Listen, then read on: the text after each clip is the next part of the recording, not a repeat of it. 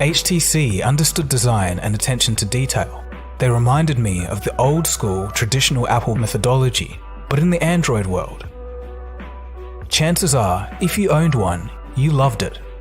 HTC were a more influential player in the smartphone market than you might think.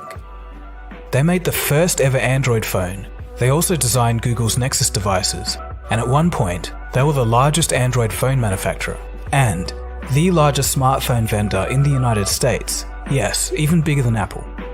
But as of today, their last phone was in May of 2018, and they've completely vanished from the public's consciousness. So how did this happen? Let's go back to a time before Samsung and the plethora of Android devices, a time when the mobile space was very different. Let's see the rise and fall of HTC. This is Che Wang. She was born in 1958 in Taiwan and studied in the United States. In 1981, she graduated from the University of California with a bachelor's degree in economics. The next year, she would join the Taiwanese firm First International Computer, and here she learned much about business operations. Many years later, in 1997, Che Wang had the desire to start her own company, and out of this, High Tech Corporation, or HTC, was born. Initially, HTC was a manufacturer of notebook computers, but just a year later, the firm would begin designing some of the world's first touch and wireless handheld devices. Early in my career, showing off PC motherboard performance to customers all over Europe. Back then, not too many people had a personal computer. Within a few years, most of people has one. While I was dragging my 25-kilo computers up and down a train across Europe, while exhausted, I started to dream about a small computer that fits into my hand that I could use to call my friends or listen to music. As soon as Windows CE came out, I started HTC with my partners to achieve that dream.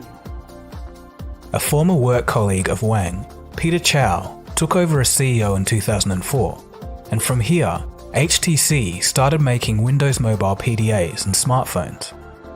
Che Wang would come back later in the story. In 2008, HTC released the world's first device powered by Android, the HTC Dream. In the same year, they would release the first American 4G smartphone, and then they went on to design Google's first hardware phone, the Nexus 1, in 2010. CEO Peter Chow was known for his quick decision-making and also his perfectionist mentality. He would take trays of smartphones at his desk and check every detail. Was the finish on the edges of the phone perfect? Did the joints of the phone line up with precision? Other staff would note that this was obsessive attention to detail. But on the other hand, Peter would criticize management decisions and override them with little discussion. This would later turn out to be a major problem within the walls of HTC. But for now, they were flying high. In November of 2009, the company released the HTC HD2. It was the world's first Windows mobile device with a capacitive touchscreen.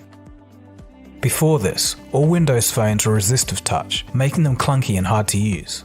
In 2010, HTC was named one of the most innovative companies in the world. They were definitely a worthy rival for Apple in the United States and Europe. So why were they so successful? Well, the company cared about design, both in hardware and software.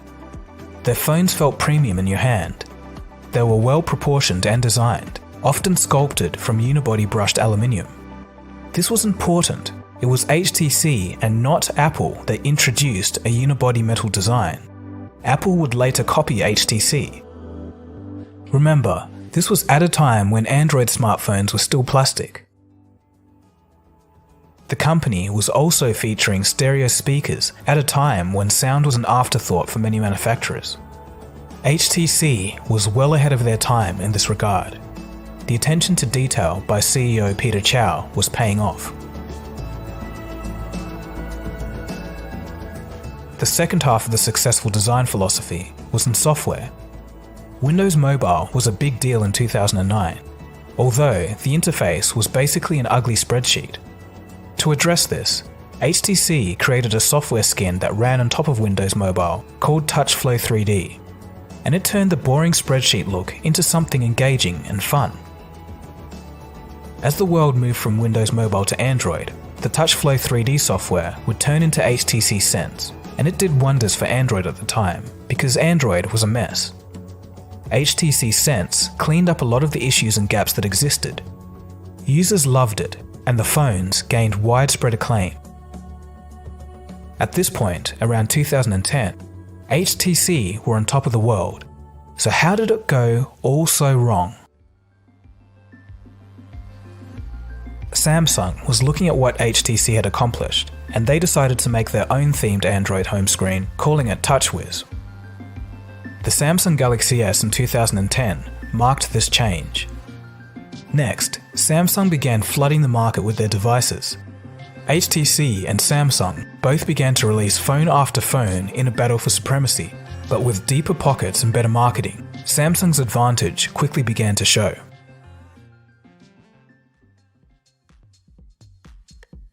In 2010 was a pivotal time for the smartphone industry.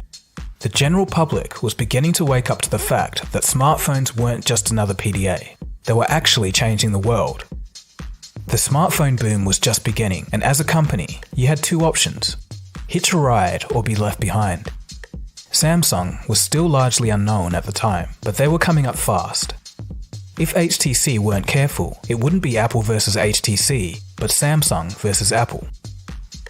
The correct thing for HTC to do would be to double down on mobile, pour money into research and development, advertising, everything and anything to solidify their market position. Instead, they did something bizarre. They lost focus and they invested in unrelated markets. First, the company bought S3 Graphics, a PC manufacturer. The deal failed to create any new hardware for HTC phones for their own company or to license to other smartphone makers. HTC then looked to streaming content, investing nearly $90 million in two streaming providers, OnLive and Saffron. Neither venture was fruitful. In 2011, HTC took a 51% stake in Beats Electronics for $300 million. They sold it for a profit of $56 million 2 years later. Just a year later, in 2014, Apple came along and bought Beats for $3 billion. I guess HTC were just trying to make bets to diversify, but all of these ventures ended up failing. While HTC was spinning their wheels, throwing money at things that wouldn't help, Samsung was using its huge manufacturing arsenal. They got to work providing displays and flash memory for both their phones and for other major players, such as Apple's iPhones and even HTC's phones. While Samsung's market share grew, its hold on its competitors also became stronger. The Korean company chipped away at HTC's dominance, bit by bit. Admittedly, these punches would have been difficult for HTC to handle, but it was their next mistake that made things even worse. From 2009 to 2013, HTC centered its marketing strategy around two words: quietly brilliant. The company believed that the quality of their products and the brand would speak for itself. I remember using HTC phones back in the day and thinking that that was true. People just had to use it, and then they would love it. Their early phones were second to none, but the thing was, when you asked around, no one really knew who they were. Unfortunately, this would prove to be a big problem. While HTC was being quietly brilliant, Samsung was mocking Apple fans in their advertising. The campaign was a classic and thrust Samsung into the spotlight. It inflamed a war between Apple and Android users so large that it only started to fade just a few years ago. By 2011, HTC's market share had shrunk in half from 67% to 32%, while Samsung's market share grew more than five-fold, from 4% to 27%. In the next year, Samsung was seeing year-over-year growth as high as 300% and Apple 200%. Meanwhile, HTC was practically standing still. They just had a mere 17% of year-over-year growth. The naming schemes of HTC phones made things even worse. They had wacky names like Cha-Cha, Salsa, Vivid, Velocity, Amaze. They even repeated names like the HTC One, confusing buyers. Is this the new HTC One or the old one? For Samsung at the time, the naming scheme was simple. Their premium phones were just the Galaxy S brand, followed by a number.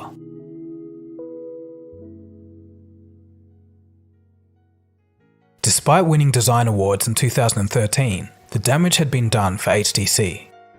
Within the company, Peter Chow's criticism of managers, along with the hiring of foreign executives, led to morale problems and confusion over responsibility.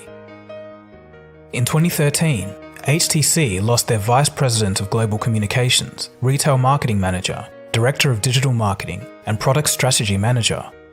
Their marketing department was in shambles. There was great upheaval and disarray within the company. Microsoft began to sniff at the crumbling company. They were in negotiations to purchase HTC, but Microsoft would go for Nokia instead. By 2015, Peter had resigned and Che Wang returned as CEO. Things gradually got worse for the company, and in 2015, their share price fell over 60% in that year and 90% since 2011. It was so low that it fell off the main exchange in Taiwan's stock index. HTC had to cut over 15% of its global workforce as a result.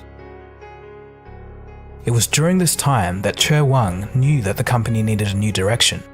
So what was she going to do? Smartphones were a thing of the past for them. They needed to think of something new. The answer would be virtual reality headsets. In collaboration with Valve, they would begin manufacturing VR headsets in 2016, and as of today, the headsets seem to be relatively successful in their own right. HTC own about 13% of the VR market. However, in 2017, Google would step in and acquire half of their research and design team for $1.1 billion. In 2018, HTC would lay off a further 22% of their global workforce.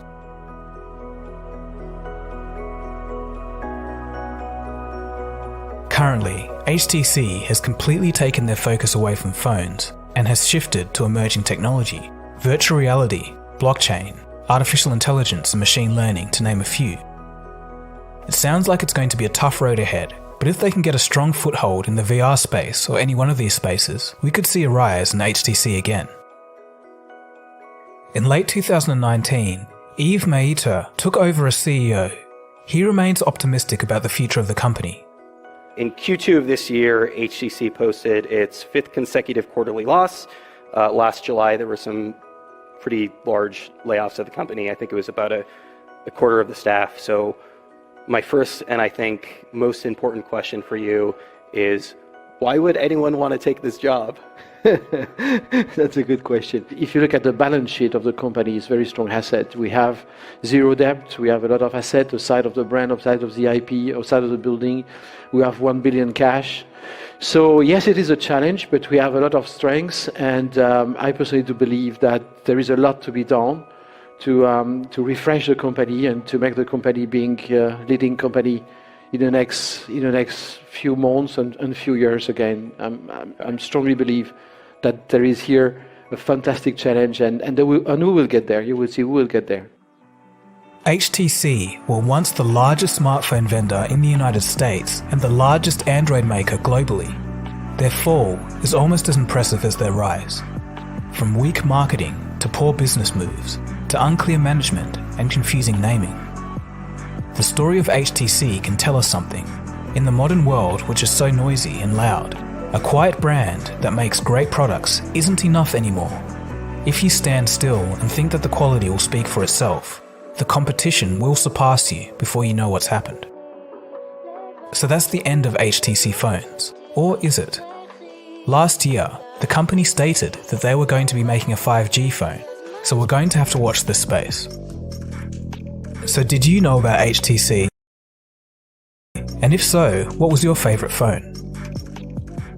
If you want to see any of my other mini documentaries on smartphones, I've done one on the individuals that actually came up with the ideas that created the iPhone, and another one on the rise and fall of BlackBerry, and one more on the history of Android and iOS. But if you're not interested in that, I have hundreds of videos on this channel that are worth binge watching.